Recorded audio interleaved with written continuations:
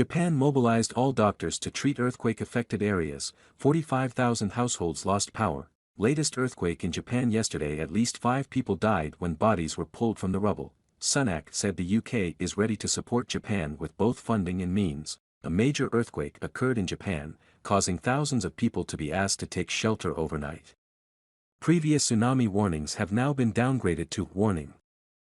The hospital ran generators, doctors struggled to reach, reported. Japanese broadcaster NHK reported that doctors were unable to reach the hospital in the quake-hit town of Suzu. It also said the hospital itself had to rely on backup generators due to power outages. As we reported not long ago, about 45,000 households across Ishikawa prefecture were without electricity this morning.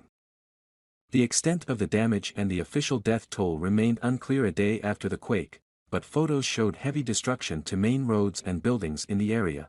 Extensive damage became apparent as the sun rose in the quake-hit area. As Japan awakens, images are emerging of the massive damage caused by the earthquake that shook the country's central west coast.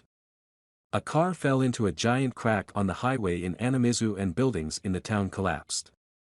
According to Hokuriku Electric Power's website, 16 hours after the first strong earthquake occurred, nearly 45,000 households in Ishikawa were still without electricity. In a post sent to X, the company sincerely apologized for the disruption and warned anyone evacuating to turn off electrical equipment to prevent fires. Georgian diplomat says he will stay overnight on high-speed train. Georgia's ambassador to Japan said he expected to spend the night on a bullet train with his family as a result of the earthquake. Taimuraz Lazava made this statement in a social media post, accompanied by an image of him eating noodles on the train. Bullet trains in the Ishikawa area were suspended earlier when train tracks were destroyed by the earthquake. At least 5 people who died were found by search and rescue teams, Japanese media reported. Police and local authorities in the area, where it was early morning, also began reporting bodies being pulled from the rubble of destroyed buildings.